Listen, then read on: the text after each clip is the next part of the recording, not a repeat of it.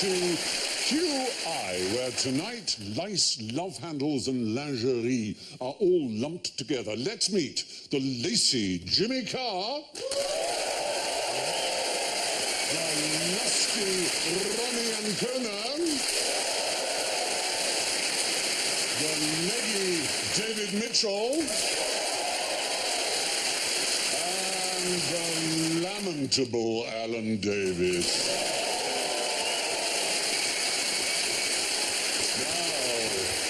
Before we even begin with the first question, one of your buzzers has been investigated by the FBI. Let's listen to all of them and see if you can get some early points by guessing which one. Jimmy goes...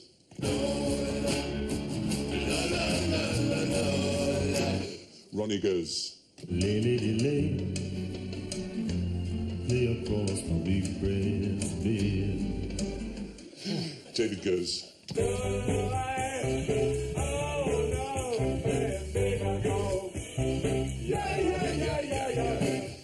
And Alan goes...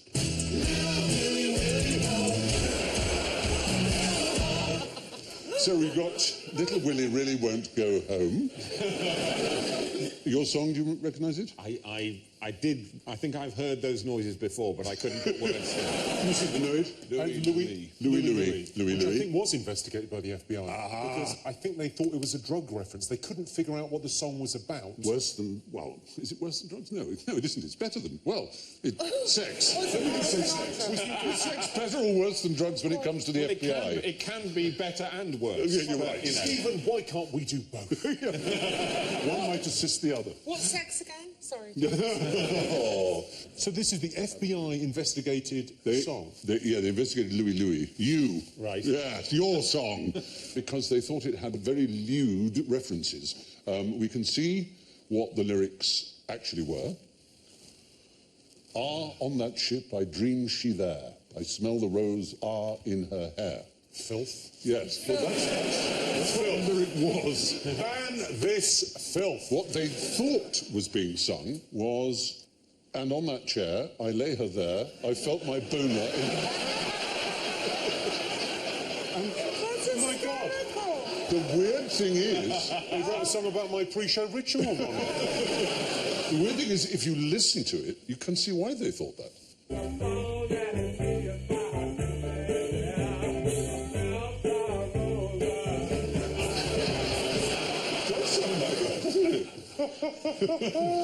So they investigated it, played it slowly, and they explained exactly what the lyrics were. It's one of those effects where if you actually look at the right lyrics and hear it back again, it does seem, oh yes, I see what the words are. It says more about them than it does about the artist. Exactly. You're so right. Well, that's early points then for Jimmy Carr, who got that the FBI investigated the lyrics.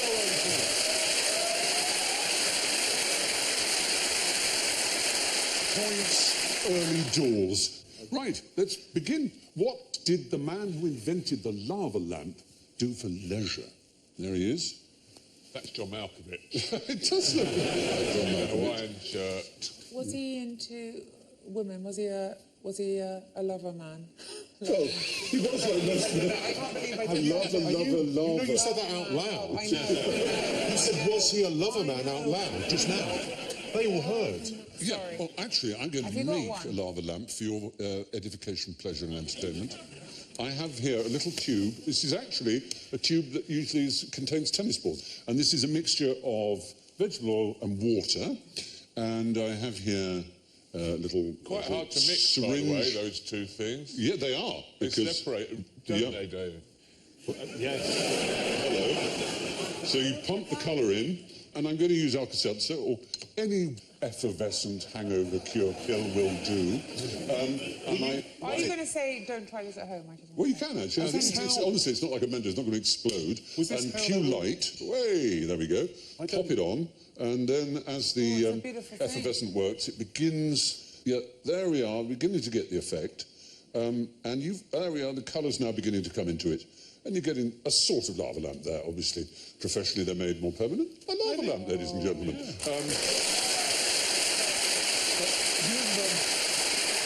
You've all got the equipment, as it were, so you can make them yourselves. So exciting. Aren't you lucky? Yeah, Already, we've begun with the thrilling excitement. Awesome. Does the show have to pay something to the format holders of the Generation Games? I'd like to play. It is a bit generation game, you're right. Let's just... What do we do with that? We inject colour in. Inject colour. We've all got different colours to make it thrilling. Don't put too much of the effervescent hangover cure. I put all of it in. Did you? Don't put too many pills in. And now just put a little of the... No, put loads in. It's brilliant. Look at your bullshit lava lamp. Mine is Your lava lamp is... Well, give it, steal another one. It's all happening in our corner. You see, when did it explode now, hopefully? No, you don't. No. You're no fun. Stick another one in. It's a responsible adult. There has to be one on this programme. Look at all these little balls. I'm nervous of having Stop saying that. This genuinely reminds me so much of school. You said, don't put all the Alka-Seltzer in, and then Alan said, we're putting it all in. And I've gone along with him, and now I'm frightened. You know the one in...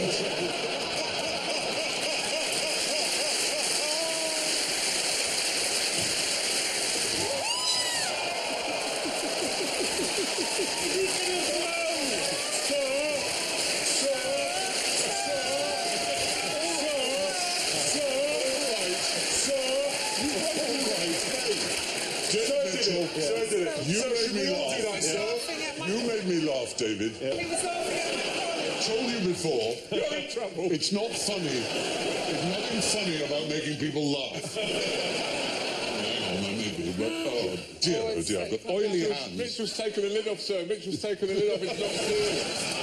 This is most unfortunate. But you... Why haven't you put any little balls in yours? I beg your pardon. This is not how it was supposed to happen at all. I love how broad Stephen's Industrial.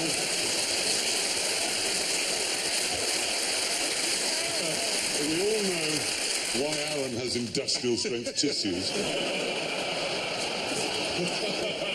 You're not supposed to do that. Right, everybody put their trays away. You've put sort of gunk all on the eye. Yeah. So, well done with your lava lamps, he said between gritted teeth. The inventor was Edward Craven Walker, who was born in 1918 and died in the year 2000. And I asked you at the very beginning what his other leisure pursuits were. And, well, let me read you what he said about the lava lamp. He said it starts from nothing, grows possibly a little feminine, then a little bit masculine, then breaks up and has children. It's a sexy thing. He was having a lava, wasn't he? He was... I did that. Just Don't punish don't yourself. look at me like that. Not angry, I'm just disappointed.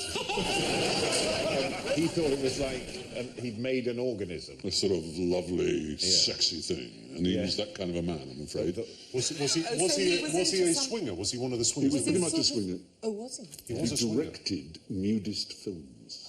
That was Nudist film? Yes. Yeah. So when He was a nudist. His were naturist films, yes, or the naturist. fact that depending on- was his hobby, did he not turn a profit on the porn? It wasn't He porn had as to well. subsidise his porn-making habit with his lava lamp business. You got the first naturist film that was on public release. That's the point. That's not how you I do don't know it. how to do it. It's not porn. It's about people being naked. And this was a ballet underwater. Balkans do it like that. Do they? Yes. Do they? Mind Melvin. Is that one of his? Is that a still from one of his? No, actually, we've made that up, apparently. Are those members of the thinking production in the- team? I don't think they're being paid paid enough to have to do that. A couple of our elves When you say the relaxing. QI elves, that's not the image that springs into No, you think of sun-starved, specky creatures who I don't want to be Well, unkind, but yes, I do. Not a male and a female trying to do some sort of Scissor Sisters action. Well, Edward Craven Walker founded the largest nudist colony in Britain too, one of the largest. Milton Keynes. Do you know the name of the company that still sells the lava lamps? His company? Oh, it begins with an. It's something to do. It's a math. It begins with a math. Mathmos. That's They've got absolutely a haven't they, right. Clark? Share the points between you. Do you know where that name comes from? Mathmos. Yeah. It's a film starring Jane Fonda. Oh. Saying Barbarella? Barbarella. Oh, yes. Barbarella. Yes, it was a seething lake of oily substances. And Duran Duran comes from that movie as well. It does indeed, absolutely. The city of Sogo in Barbarella had this lake of mathmos. And At school, we used to call people who were good at maths mathmos. Yeah, that's right. That's still used. Just a different I pronunciation. like the idea at school you look down on anyone. Good at maths, bloody idiots. No, I deemed it a term of respect. Were they calling you Wear your Mathmos? Mathmo badge with pride. And they did wear badges. Yeah. Did they? You did wear badges. You wore. I collected how many badges. Did you? Oh. Yeah, because you go to like Warwick Castle and London Zoo, and in order for the Western economy to prosper, small children have to buy pointless objects. Buy all of these places, you could buy a bookmark, you could buy a paperweight, A pencil you could buy- topper. and you could, exactly, or you could buy a badge. And I always bought a badge, and that's how I expressed my personality. I didn't have to think, what shall I buy? Oh, no, I didn't have to think. I always buy a badge. It took him ages to take them all off before we came on here. Well, thank you. Now, how can I make sure that I dream about scantily clad women? Does it work to look at a scantily clad woman just before you go to sleep? You're along the right lines, yes. There was a Frenchman with a marvellous name of Marie-Jean Léon Lecoq, the Marquis d'Hervy. Léon Lecoq. Léon Lecoq. He was the Marquis d'Hervy de Saint-Denis, and he was a beardy old Victorian aristocrat, as you can see from this picture of him. There he is, with his medals. So you're going to say pervert. His technique. What are the medals for? He's looking at a scantily clad lady right there. One of those, I can tell you what they are. The first one, he went to Warwick Castle. This one is London Zoo. That's a pencil topper. Very French David Mitchell of his age. So what was his technique for dreaming of scantily clad women? Well, what he would do is he would paint a scantily clad woman all day while chewing an orris root. Orris root is used in potpourris and in perfumes and such things. And then he would go to sleep, and his servant would place, while he was asleep, some orris root in his mouth, very gently.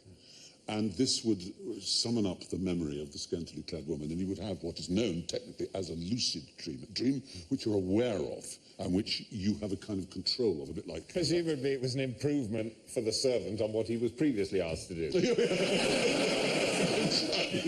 Imagine so. But there are ways you can do this for yourself without a servant, according to Richard Wiseman, who's written a new book called Night School.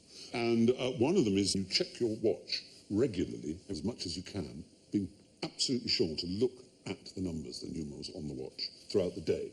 Right. And this is likely to cause you to dream of yourself looking at the watch when you're asleep. But you won't be able to see the numbers properly.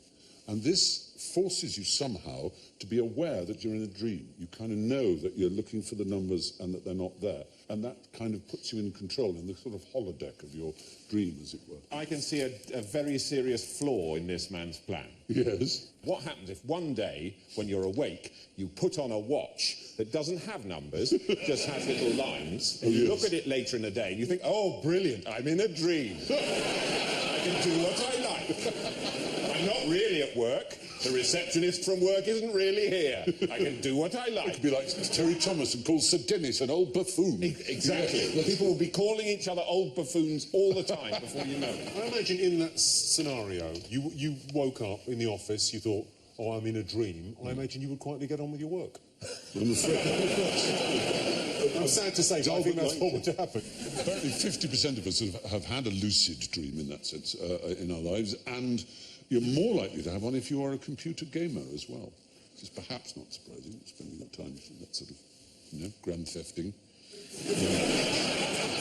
Now on to lingerie. Now, whom did your great-great-great-great-grandmother throw her pants at? How many Four greats and a grandmother. Great, That's grandmother. Yeah. So what, Victorian. if that's Scouse, though, that could be the 70s.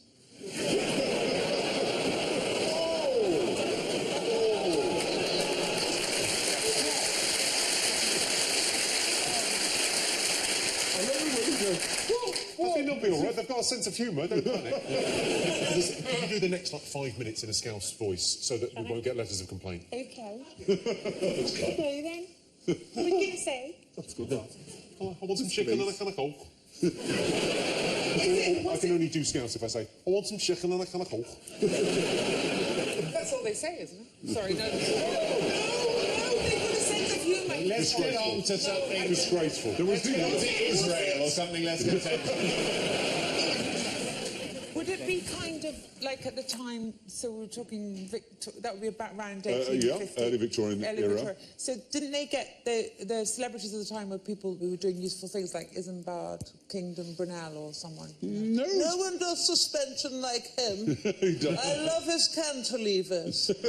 I love the fact that your great-great-great-great-great-grandmother was always old. Yeah, I don't know why I did that. Even when she was throwing her knickers at people, she was an old lady. I don't know, it's ridiculous. But it was a celebrity of the time. He was a celebrity, and the most famous pant-throwing receptor was Tom Jones, or is Tom Jones, of course, still very much alive and booming. What do you mean, still very much alive? Have you not seen The Voice? You don't get this phenomenon of like throwing your pants at someone, because at what point do you go out with extra pants? Do you literally go, I've got the car keys, travel card, pants on, pants to throw? The gesture is meaningless unless they're the pants you were wearing for function. Right. You just brought a bag of other pants. It's a term of abuse. But what if it's a David Cassidy? What if you've got flares on, David? You're watching a David Cassidy thing, and do you take them off down one leg, or do you take them all off?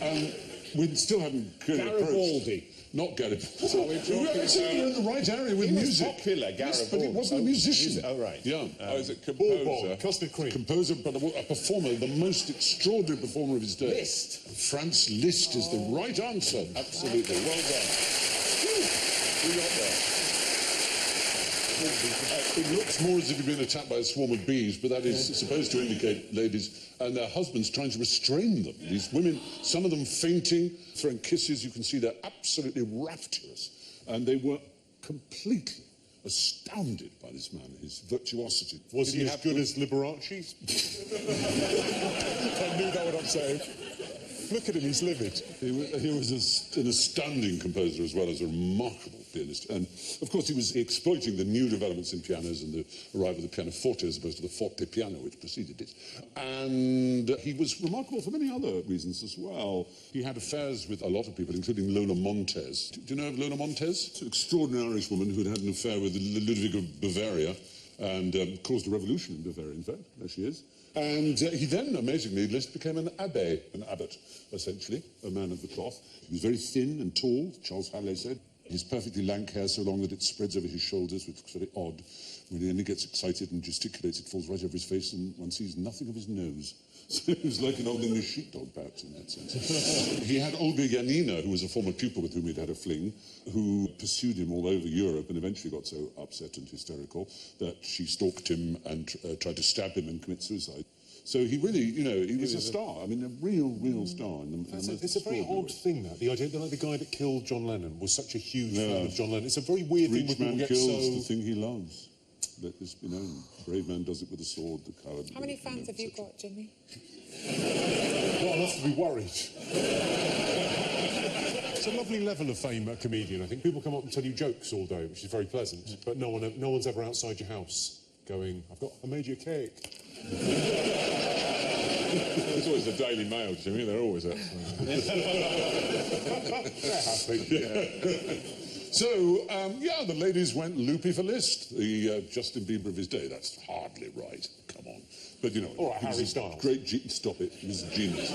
Total genius. Now for a game of Spot the Leaf. I want you to tell me how many leaves are in this picture. That's going to be easy. 6. Oh. going to be 5 and a creepy crawly. 5 and a creepy crawly is Creepy the crawly right. is the technical term. He is pretty good, though, isn't he? He is. He's very impressive. I mean, even the little sort of disease marks, and you'll see we have actually film of him. He kind of waves in the wind like a leaf. Insects, of course, get eaten whole by birds, and so his strategy is to look like that. But the problem is he occasionally gets bits of himself nibbled by caterpillars. And so it's kind of got to be a bit careful with your looking like a leaf. Imagine the caterpillars live at his walking. I'm a vegetarian. Well, that's it, exactly. So they take one bite and go, "Ew, that's not what I wanted at all." What does he eat? Good point. I think he eats leaves.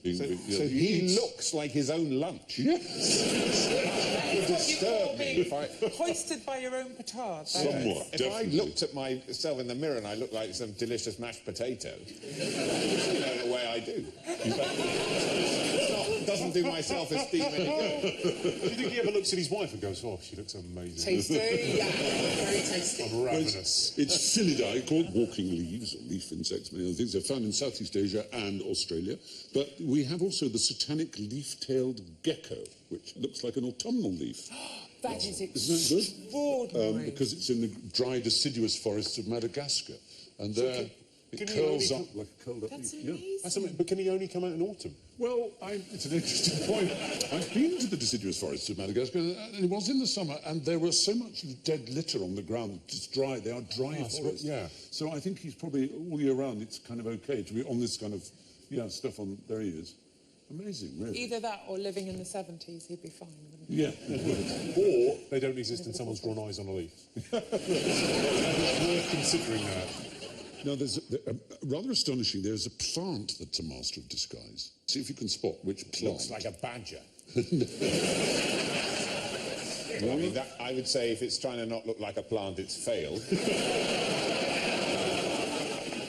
Does it look like another plant? Is that what it's doing? Well, that's it. One of those leaves is actually a totally different species, and it's made itself look like that species. There it is, the arrow's pointing at it. It's only recently been discovered that that's a totally different species. I think the point is, it tries to look like a leaf that isn't very digestible or pleasant, because it itself is. And so it has learnt how to look like something that is not tasty. Why didn't it learn not to be tasty? Well, the deliciousness is a given. Evolution. Give living things millions of years and they will just go through strange processes. Did chocolate sauce evolve to look like diarrhea? So that people wouldn't eat Yeah, it. it's like, oh, it might be diarrhea. This seems like quite a nice restaurant. I doubt it is diarrhea. Let me give it a sniff first. That's why God gave us noses, I think. Leaves aren't always what they seem. Now, a question about larceny. Where did the 40 shoplifting elephants hide their loot? In a cave? Actually, like Ali Baba's thieves. Ali Baba's yeah, 40. thieves. In their trunks. Totally worth it, David. Totally worth it. Somebody had to fall on their sword, and that was very noble. No, the elephants existed from the 1700s all the way up to the 1950s. They took their name from an area of London that has the word elephant in it, which would be Elephant and Castle. Elephant and Castle, that's right. Is Elephant and this Castle. the pickpocket gang? Not pickpocket. They were a gang of shoplifters, and they had special clothing made, and special muffs, and special false hands, and all kinds of things. And they would sometimes attack all kinds of shops at the same time, and then have huge, lavish parties to celebrate. Tin foil in your coats. Yeah, any number of clever little Means it techniques. does when you go out, doesn't go bleep bleep. Yeah, that's... Don't tell the ladies. I haven't told them how they get caught. A friend of mine wrote an article about a current group of really serious shoplifters called the Oysters. And they called them up and said, why are you called the Oysters? Is it something to do with, because you kind of clam things shut over you? So, no, because we oyster stuff, isn't it?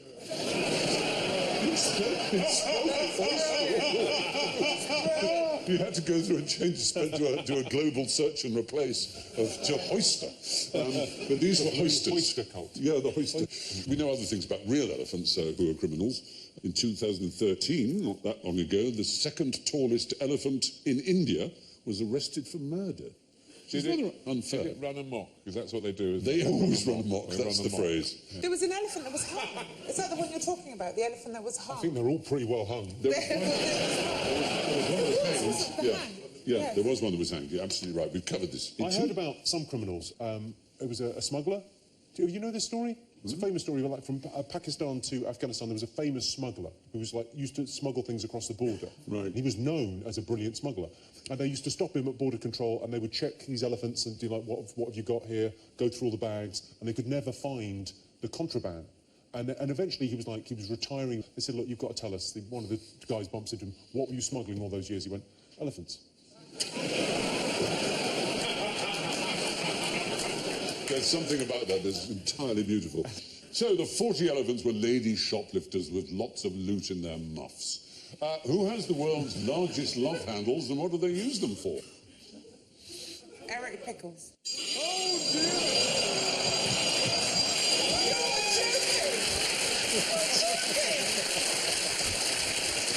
You see? Should have come on. Yeah. Oh, I've forgotten about that. Blue whale? Not the blue whale. Well, sorry. So it's not the blue whale, but I'm close. You are. A barnacle.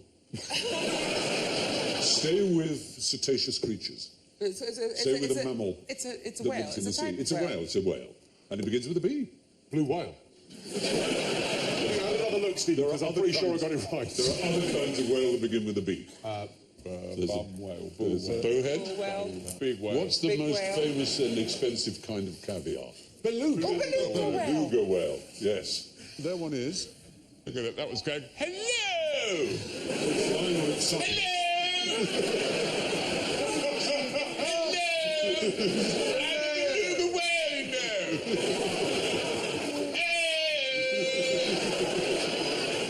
This is all I can do! He's very chirpy. They have no dorsal fin, and amazing. I haven't got a dolphin fin!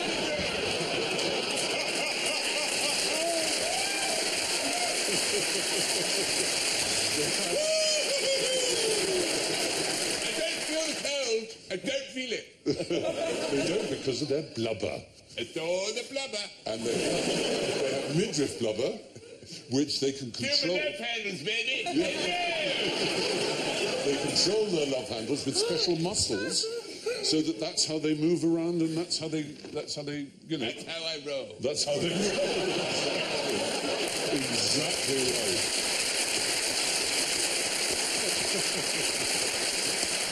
Oh, they move up and down with their love handles, and they're hunted by the local Inupiaq people in the Arctic. I hate that.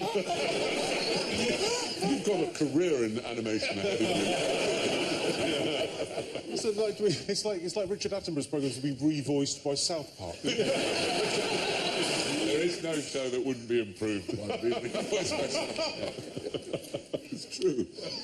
And their fat is called muktuk, and is highly prized by the Inuits and the Inupiaq because it's high in vitamin C, surprisingly. oh, look at that. Double chips with that. There's one in Baltimore. Yeah, the beluga whale. Yeah, full of love handles. Just by that guy pointing at it in the front there. Yeah. Look at that. Don't you haven't spied it? There's a whale.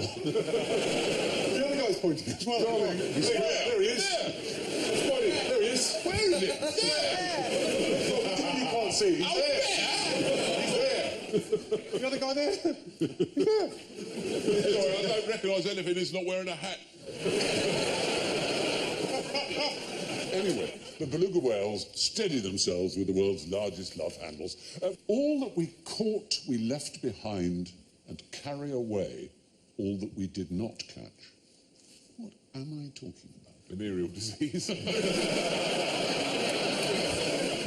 Somewhere along the line, I'm sure. What I'd already caught, I left behind by giving it to other people. By breathing it Yeah. out. Yeah. By breathing it out. Yeah, well, it is a riddle. It was a riddle given to a man of mythic status, so much so we don't even know if he existed, and yet his name is incredibly famous, and there are statues of him, even though we don't know that he existed.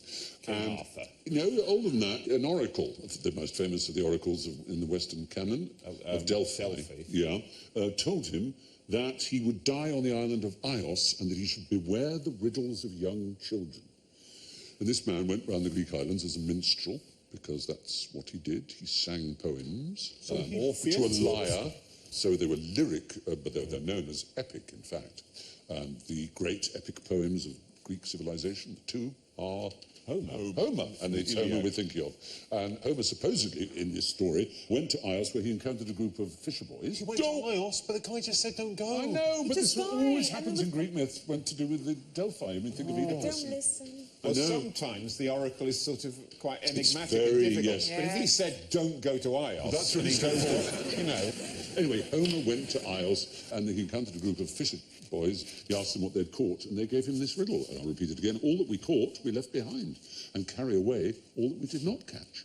And he suddenly remembered Homer. Oh, my God, I shouldn't have asked riddles, and I'm on Ios. And maybe that's the thing about being cursed or having a prophecy is that you stop concentrating. He slipped, cracked his head, died. Oh. Should have gone to Argos. They should have gone to Argos. Get everything there.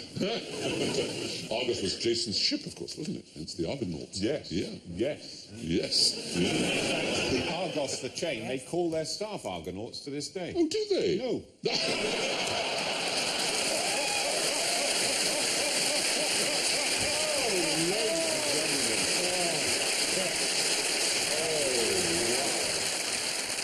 So I'm going to give you the two riddles from the Essex book. Oh, by the way, what's the I solution? haven't given you the solution. Yeah. I'm thinking of. The solution is lice. Lice, you see. You catch the lice in your hair, you leave them behind.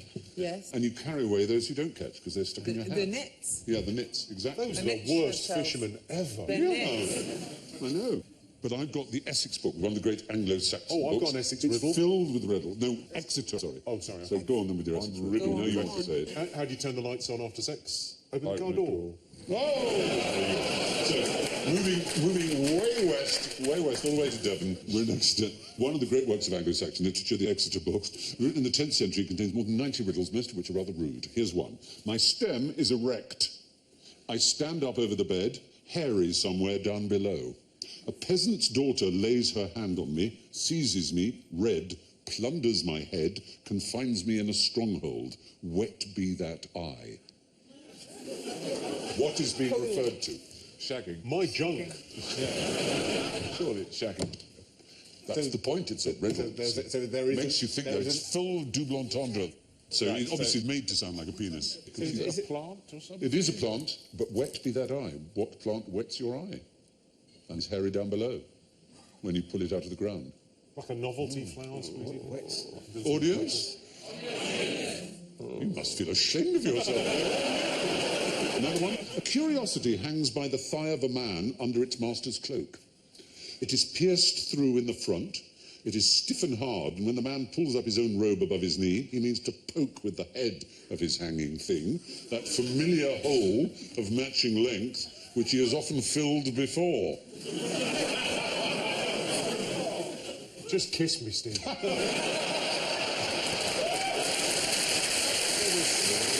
this messing around.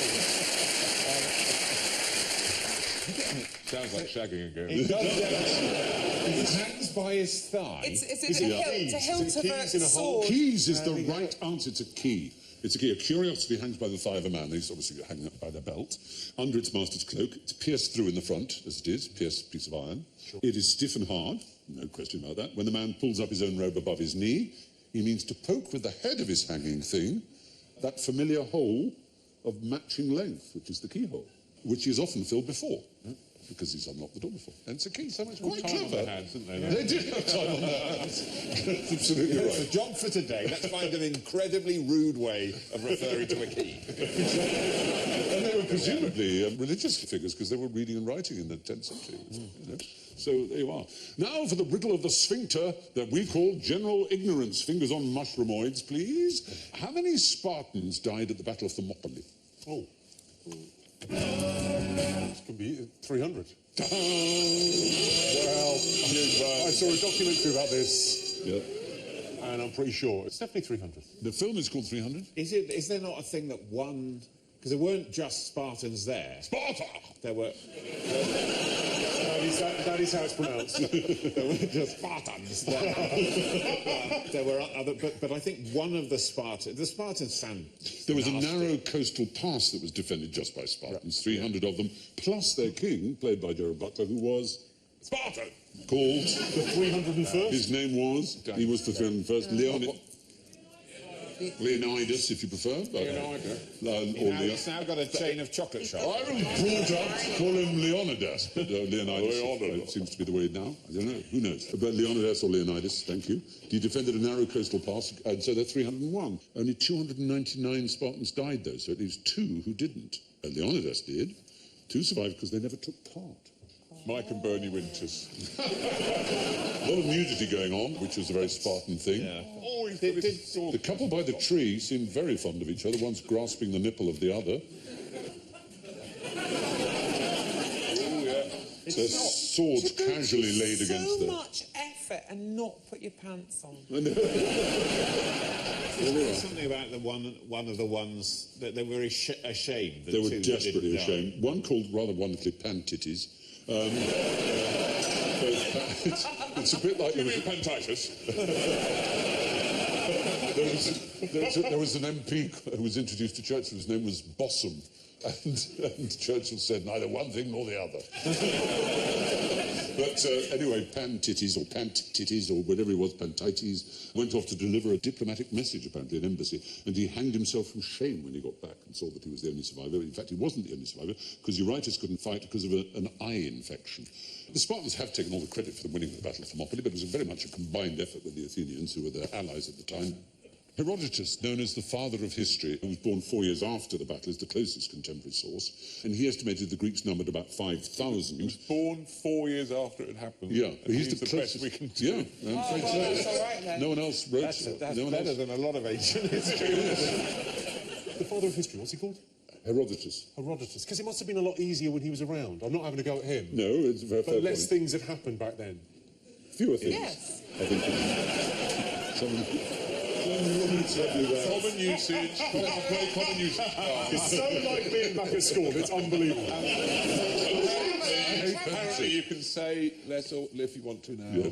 Apparently you can just say what you like these days. Apparently that's You can literally say less if you want to. Apparently you're not allowed to scream idiot at people. What was the point in getting an education at all? I know how to use the apostrophe. Apparently now it doesn't matter.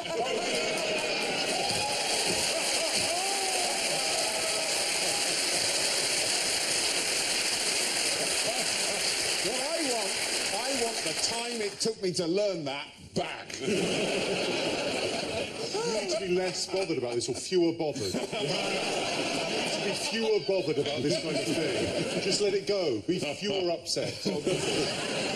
Now, what type of birds did the Birdman keep in his cell in Alcatraz? Is it a canary? A canary. I can't believe I got a buzzer. I might be close, because last time I said 300 and it was 299. Yeah.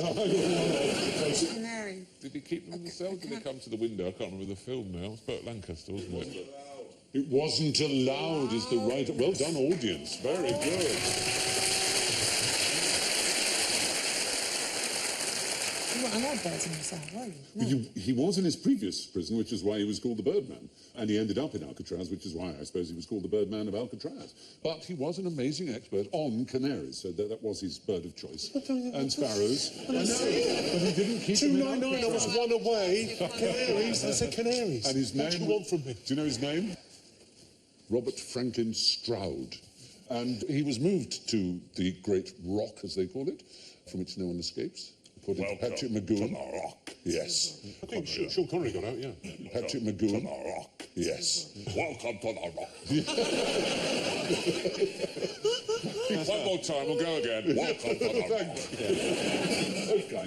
And we can have a look at Alcatraz. That's the inside. You can do a tour of it.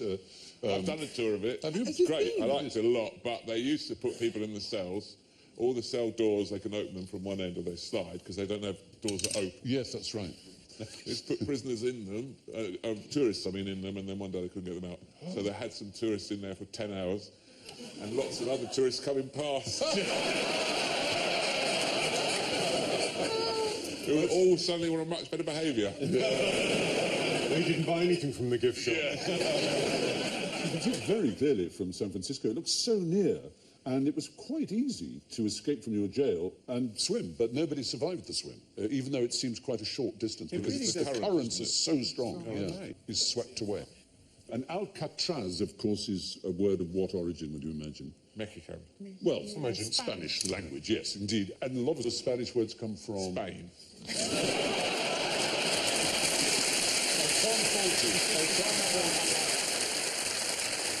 Owl. It begins with owl, so like Alhambra and Moors. The Moors. It's an Arabic word from Arabic. And oddly enough, in Spanish, Alcatraz means gannets, seabirds, but it used to mean pelicans. So when they've called the rock Alcatraz, they were calling it after the pelicans. But the actual Arabic words mean something completely different, the sea eagle. So it's a strange thing. Alcatraz was the sea eagle, then it was used to mean the pelican by the Spanish, and then they changed it to mean the gannet. So confusing, but that was how it changed its meaning. You were allowed hot showers in Alcatraz, but not cold ones. Why would that be? Cold ones. No, because I don't know. It's so that you wouldn't be acclimatised to the cold water. Cold water. Yes. You were going to be that determined, though. You wouldn't just sort of dip your foot I think and go, people do bit nippy. try. I think I'll go back in, actually. That was a mistake. Have they not done it now? But you get these Iron Men that do these incredible probably- swims. I think someone must have done it. But some It's of the that they have prisoners who did special- escape were never found. It was assumed, I think, It's to keep assumed the they were reputation. dead, but they may have escaped. Yeah. It probably suited everyone. Yeah, because they didn't want the myth of Alcatraz to die. Who was the first person to put stuff between two slices of bread and eat it? Lord Sandwich. Oh, pity. You were doing so well. The Earl of Sandwich certainly gave his name to what we call the sarnie or the sandwich or the butty, all kinds of words for it. But Was it the Earl of Butty? you know that mankind has been making bread for 30,000 years, and it seems inconceivable that no human being decided to put something between two of those. So we're just assuming it just must have been ages ago.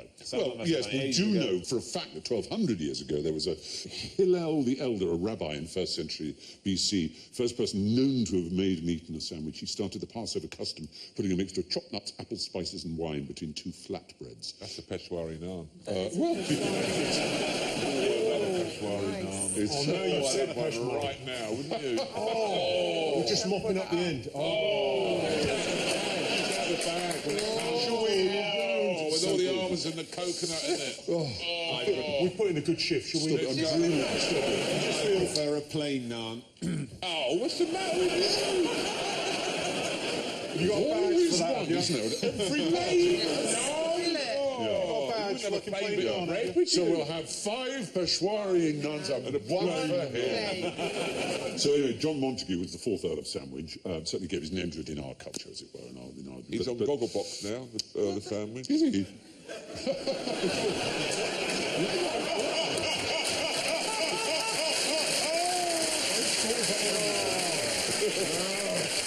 And the idea was that he just called for it because he was very busy.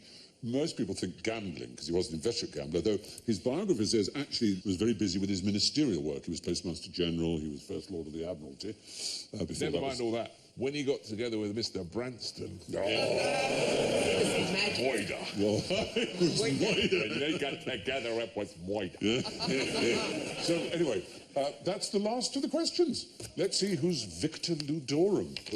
Oh my actual God. What I would say in last place with minus 29 is the girl of many faces and voices, Stop Ryan that. Conan. Can't be. In third place with minus 11 is Jimmy Carr. Perfectly acceptable. Minus 11 is fine. In second place with minus 7 it's David Mitchell. Uttering these words with a plus score. 3 points, Alan Davies!